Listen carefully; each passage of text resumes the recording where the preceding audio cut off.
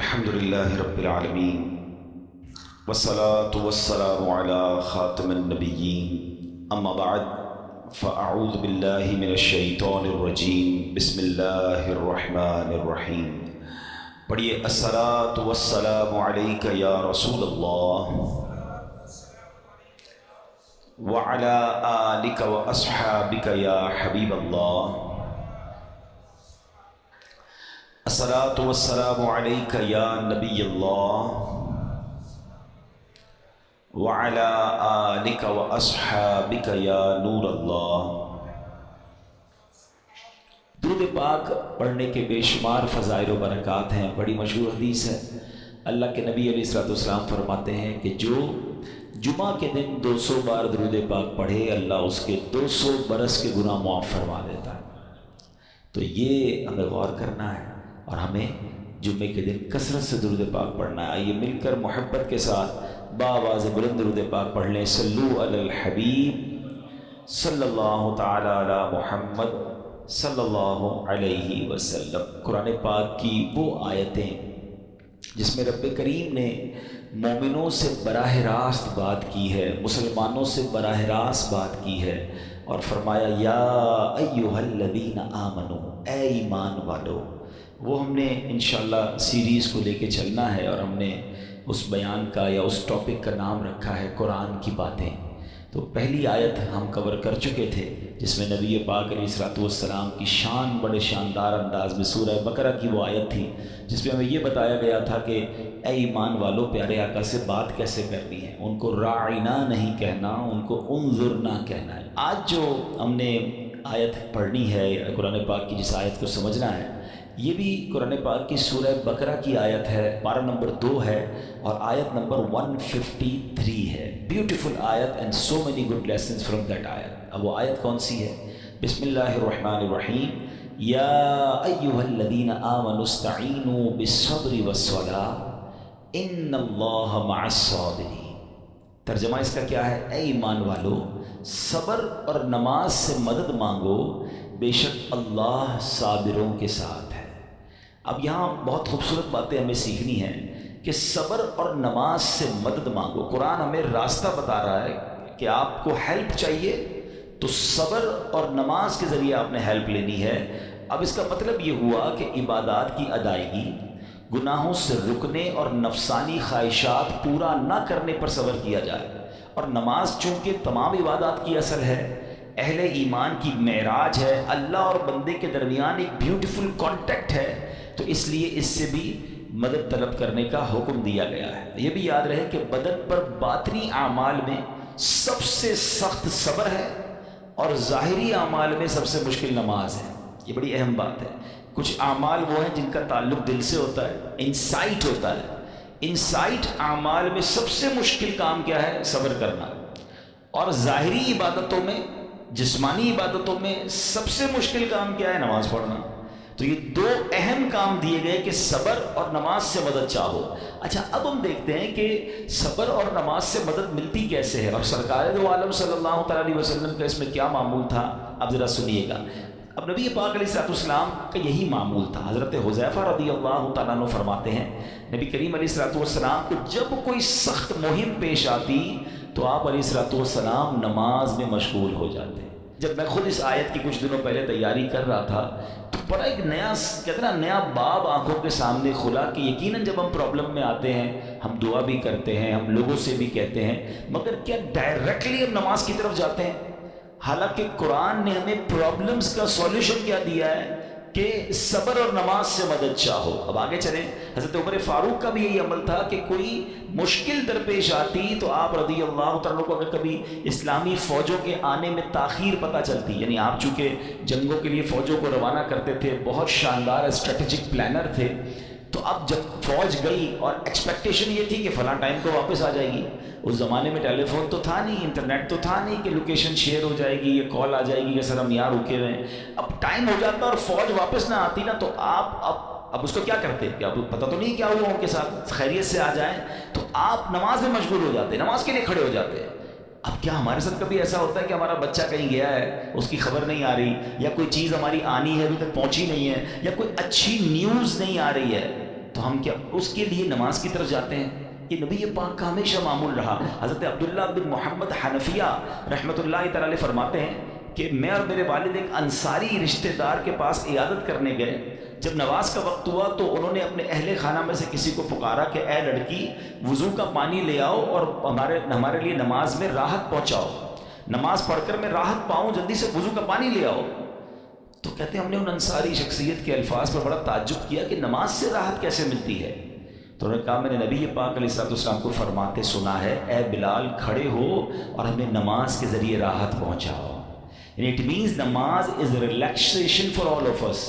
نماز is the way to solve your problem. آپ کو جب کوئی پرابلم آئے نا، آپ اللہ کی بارگاہ میں نماز کے لیے کھڑے ہو جائیں۔ مکروہ وقت نہیں ہے، آپ نوافل پڑھنا شروع کر دیں، آپ دیکھیں نماز ہیلپ کرے گی آپ کی، نماز سے آپ کے لیے راحتیں ہو جائیں گی آپ کی۔ حضرت عبد الرحمن بن عوف کتنے بڑے صحابی ہیں رضی اللہ تعالیٰ، یہ وہ صحابی ہیں کہ جو عشرہ مبشرہ میں سے بھی ہیں، and he was billionaire on that time۔ سب سے امیر صحابہ میں جو نام آتے ہیں وہ حضرت عثمان غنی اور حضرت عبد الرحمن بن عوف رضی اللہ تعالیٰ کے نام آتے ہیں۔ آپ کا ایک بار بے ہوشی غشی طاری ہوئی، ٹھیک ہے، انکانشیس ہو گیا، تو آپ کی والدہ نے کیا کیا؟ آپ کی والدہ، لوگ سمجھے کہ آپ کی جان نکل گئی ہے، آپ کی والدہ مسجد کی طرف چل پڑی تاکہ وہاں جا کے نماز پڑھیں اور اس سے مدد حاصل کریں۔ جب حضرت عبد الرحمن بن عوف کو ہوش آیا نا تو لوگوں نے کہا کہ آپ کی طبیعت کیسی ہے؟ تو آپ نے کہا کیا مجھ پر غشی طاری ہو گئی تھی ہیں؟ تو کہا جی۔ تو کہتے ہیں بے شک میری بے ہوشی میں میرے پاس دو فرشتے آئے اور کہنے لگے تم چلتے نہیں کہ ہم تمہیں خدا کی بارگاہ میں لے جائیں اور تمہارے بارے میں فیصلے لیے جائیں؟ دوسرے فرشتے نے کہا انہیں لوٹا دو، یہ ان افراد میں سے ہے جن کے لیے ان کی ماؤں کے پیٹ میں ہی سعادت مندی لکھ دی گئی تھی، اور ان قریب اللہ تعالیٰ ان کے ذریعے ان کی اولاد کو جب تک چاہے گا نفع دے گا۔ اس کے بعد آپ رضی اللہ تعالیٰ ایک مہینہ مزید زندہ رہے، اس کے بعد انتقال ہوا۔ تو پتہ چلا کہ آپ کی والدہ نے نماز پڑھی، اللہ سے مدد مانگی اور آپ کو اللہ نے ایک نئی زندگی عطا فرمائی۔ تو آپ اپنی زندگی میں اس پریکٹس کو آج اس آیت سے دیکھیں، ہم نے کرنا کیا ہے؟ ہم جب بیان میں آئیں تو صرف بیان نہیں سننا ہے، ہم نے اللہ نے مجھے کہا کیا ہے، ہم اس ٹاپک کو لے کے اسی لیے چل رہے ہیں نا کہ میرے رب نے ڈائریکٹلی مجھ سے کیا بات کی ہے۔ تو آج اس آیت میں یہ لیسن مل رہا ہے کہ جب کسی پرابلم میں ہیں، کلیمٹی میں ہیں، تو اللہ کی طرف جانا ہے اور نماز سے مدد چاہنی ہے۔ وَاسْتَعِينُوا بِالصَّبْرِ وَالصَّلَاةِ۔ اچھا اب آپ دیکھیں پیارے آقا کی نماز کی کیسی عادت تھی۔ بادل گرجتے تھے، آندھی چلتی تھی، کسی بری خبر کی اطلاع آ رہی ہوتی تھی، نبی پاک نماز کی طرف چلے جاتے۔ اچھا آپ مجھے بتائیں نماز استسقاء کیا ہے؟ بارش نہیں ہو رہی ہے، پیارے آقا نماز پڑھا رہے ہیں۔ سورج گہن ہو رہا ہے، نبی پاک نماز پڑھا رہے ہیں۔ چاند گہن ہو رہا ہے، پیارے آقا نماز کی طرف۔ یعنی کس قدر اللہ کی طرف رجوع ہے۔ And whenever anything bad happen یا گوئنگ ٹو بیڈ ہیپن، ہونے والی لگ رہی ہے، کچھ بڑا ہونے والا ہے، ہمیں بھی تو خبریں آ رہی ہوتی ہے نا کہ بھائی کل بہت شدید بارش ہوگی، نہ کرے کوئی اور بری خبر ایکسپیکٹیشن ہے، آپ کو کاروبار میں کوئی ایسی خبر آنے کا ڈر ہے یا آپ کی کوئی شپمنٹ جاری ہے، واٹ ایور آپ چاہتے ہیں ہر چیز بہتر ہو جائے۔ قرآن نے فارمولا دیا نا، وَاسْتَعِينُوا بِالصَّبْرِ وَالصَّلَاةِ، اللہ نے ڈائریکٹلی مجھے اور آپ کو کہا ہے۔ تو from now on words make your practice کہ میں نے انشاءاللہ نماز سے مدد لینی، اور آپ اپنی آنکھوں سے دیکھیں اور آپ اللہ سے عرض بھی کریں کہ اللہ تو نہیں قرآن میں کہا ہے مدد لے، میں نے کھڑا ہو گیا نماز کے لیے، تو نماز سے آپ نے مدد لینی ہے۔ اچھا اب اس کے بعد آیت کا جو سیکنڈ پارٹ ہے کہ صبر سے بھی مدد لینی ہے، اور آگے کیا فرمایا؟ ان اللہ مع الصابرین، اللہ صابروں کے ساتھ ہے۔ سبحان اللہ، اس کا مطلب یہ ہوا کہ اللہ تعالیٰ اپنے علم و قدرت کے ساتھ ویسے تو ہر کسی کے ساتھ ہے، لیکن یہاں صبر کرنے والوں کا خاص ذکر اس لیے ہوا تاکہ انہیں معلوم ہو جائے کہ اللہ تعالیٰ ان کی مشکلات کو دور فرما دے گا۔ مگر کرنا کیا ہے؟ صبر کرنا ہے۔ اچھا اب صبر کے بارے میں دو باتیں بڑی اہم ہیں کہ صبر نارملی ہم جب بھی صبر کے بارے میں سنتے تو صبر ہم کہتے ہیں یار تکلیف آئی ہے صبر کرو، یقیناً یہ بھی صبر ہے، مگر صبر کی ایک اور قسم بھی ہے جو اس سے بھی سپیریئر ہے، جو اس سے بھی افضل ہے، اور وہ کیا ہے؟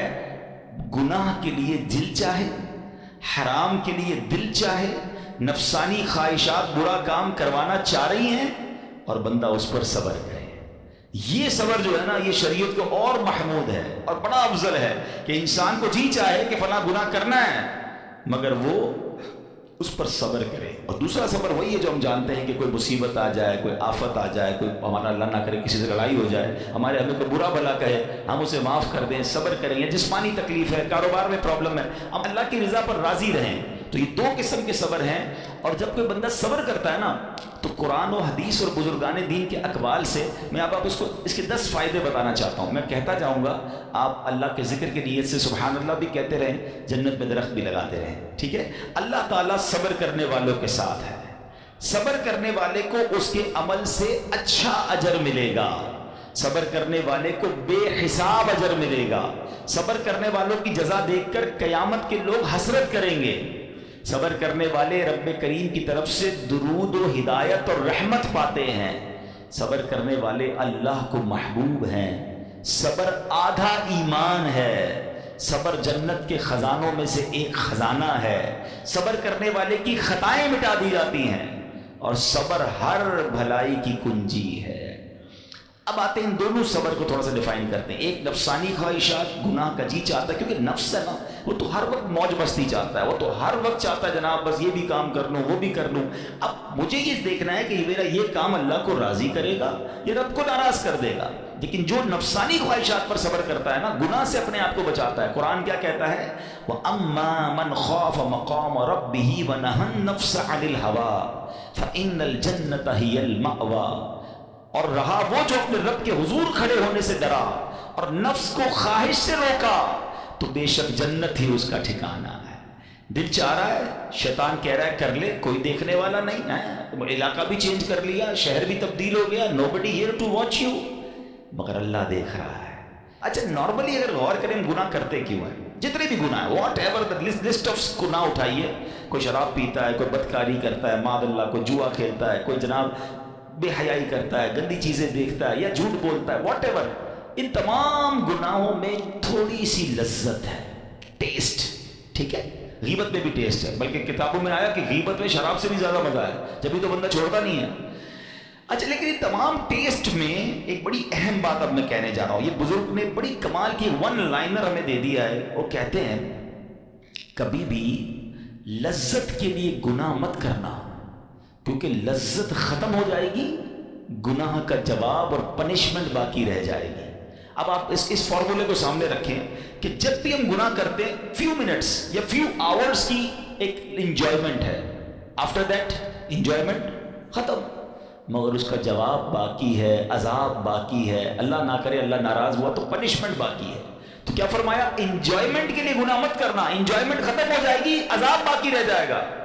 اور اگلا سینٹنس کتنا خوبصورت ہے, فرماتے کبھی بھی تکلیف کی وجہ سے نیکی مت چھوڑنا, تکلیف ختم ہو جائے گی, اجر باقی رہ جائے گا. ہیں اب مثال دیتا ہوں, اس کی 2-3 ایگزامپل سمجھیے. گناہ کی ایگزامپل تو آپ سمجھ گئے کہ کوئی بھی تھوڑی دیر کا گناہ کرتا ہے, لذت پاتا ہے, وہ گناہ ختم, عذاب باقی.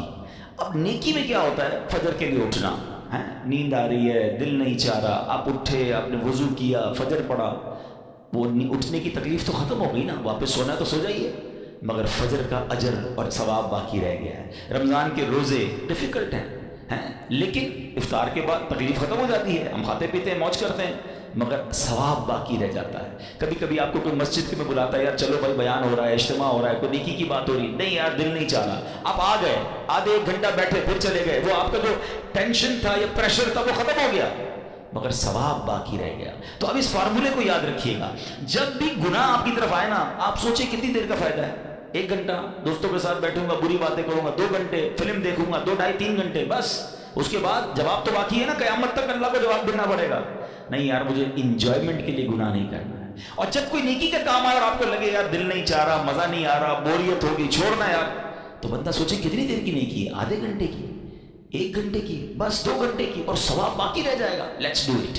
اگر یہ بات سمجھ آ گئی نا آپ کو, تو انشاءاللہ دیکھیے گا گناہ سے بچنا اور نیکیاں کرنا آسان ہو جائے گا. تو اب کیا فرمایا قرآن نے کہ جس نے اپنے نفس کو روکا, کیا خوبصورت آیت ہے, وَأَمَّا مَنْ خَافَ مَقَامَ رَبِّهِ وَنَهَى النَّفْسَ عَنِ الْهَوَىٰ, اور رہا وہ جو اپنے رب کے حضور کھڑے ہونے سے ڈرا اور نفس کو خواہش سے روکا, تو بے شک جنت ہی اس کا ٹھکانہ ہے. اور ایک اور جگہ کمال سے فرمایا وَلِمَنْ خَافَ مَقَامَ رَبِّهِ جَنَّتَانِ, مبارک ہو ان کو جو اللہ سے ڈرتے ہیں نا, صبر کرتے ہیں, گناہ نہیں کرتے, رک جاتے ہیں.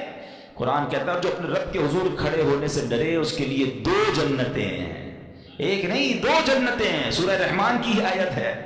تو پتہ چلا کہ نفس کو روکنا یہ آسان بھی نہیں ہے. ہاں دل بہت چاہتا ہے, مگر یہ صبر جو ہے نا، ان اللہ مع الصابرین کا جو معراج ہے، جو ٹاپ آف دا لسٹ صبر ہے، وہ یہ صبر ہے۔ اچھا اب آتے ہیں ایک اور صبر کی صورت کہ اب آپ کو کسی نے غصہ دلا دیا، برا بلا کہا، یا آپ کے مزاج کے خلاف بات ہو گئی، اب آپ نے روکنا ہے اپنے آپ کو، اب غصے کا اظہار نہیں کرنا، لڑائی نہیں کرنی، گالی کا جواب گالی، اینٹ کا جواب پتھر، انگریزی کا مقولہ ہے نا ٹٹ فار ٹیٹ، جیسے کو تیسا، نہیں، یہ ہماری شریعت ہمیں نہیں سکھاتی۔ اچھا آج کل کسی کو کہو نا یار آپ کیوں یار لڑائی کر رہے ہیں، بھائی میں جواب نہ دوں تو لوگ سمجھیں گے کمزور آدمی ہوں، مجھے اپنا روک بھی تو رکھنا ہے، میں بھی تو پتہ چلے کون ہوں، اپنا بتاؤں تو صحیح کون ہوں۔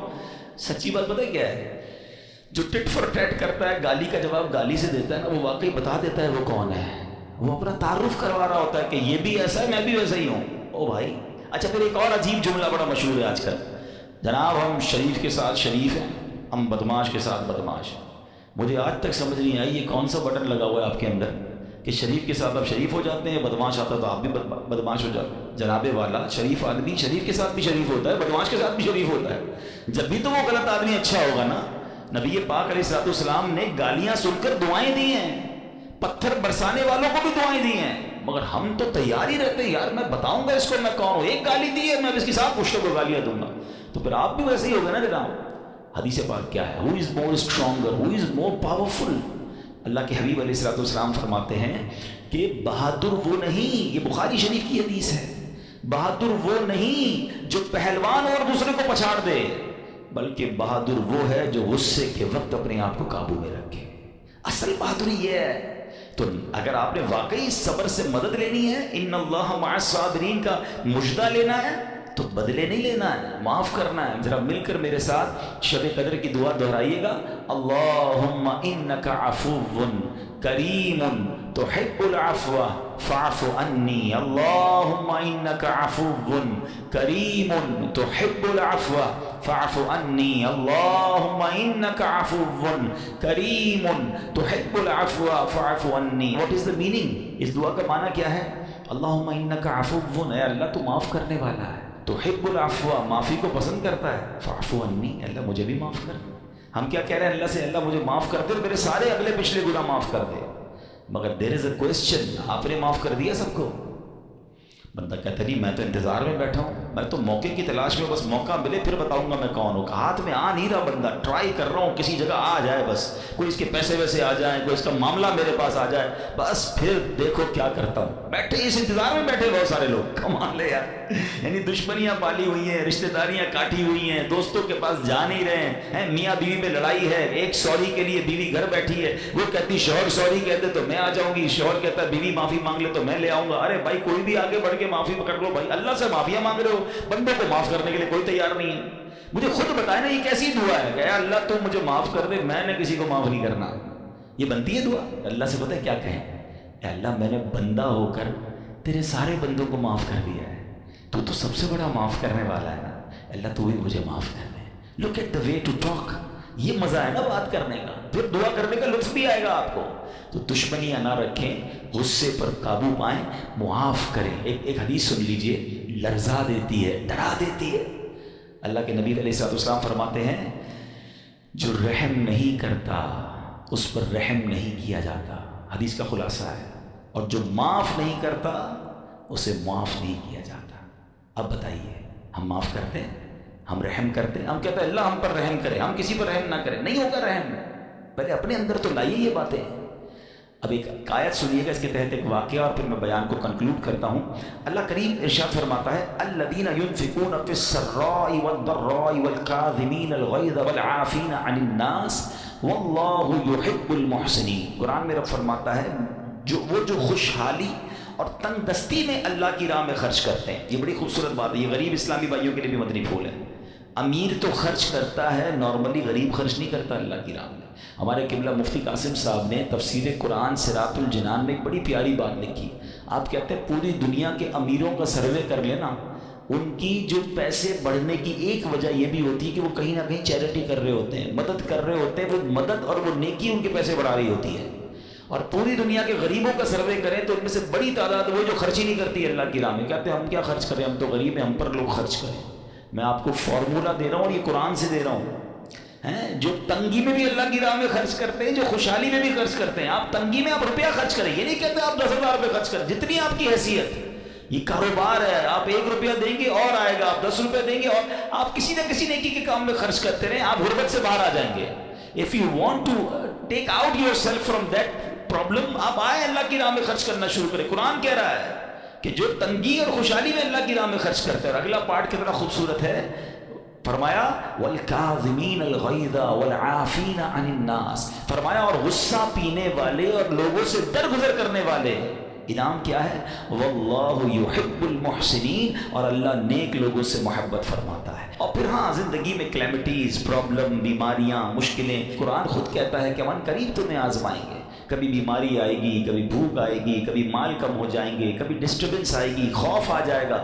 تو بی ریڈی فار دیٹ، صبر کرنا ہے، کیونکہ اللہ نے فرمایا وبشر الصابرین، صبر کرنے والوں کے لیے خوشخبری ہے. تو اللہ کرے کہ یہ بات ہمیں سمجھ آ جائے اور ہم اس آیت پر عمل کرنے والے بن جائیں تو زندگی بڑی آسان ہو جائے گی. یہاں ایک میں عقیدے کی بات بھی کلیریفائی کر دوں. کچھ لوگوں کو بعض اوقات کنفیوژن ہوتی ہے یا لوگ کنفیوژن کریٹ کرتے ہیں. مجھے ایک بات بتائیے گا کہ اللہ کیا کہہ رہا ہے؟ وَاسْتَعِينُوا بِالصَّبْرِ وَالصَّلَاةِ، اے ایمان والو صبر سے اور نماز سے مدد چاہو.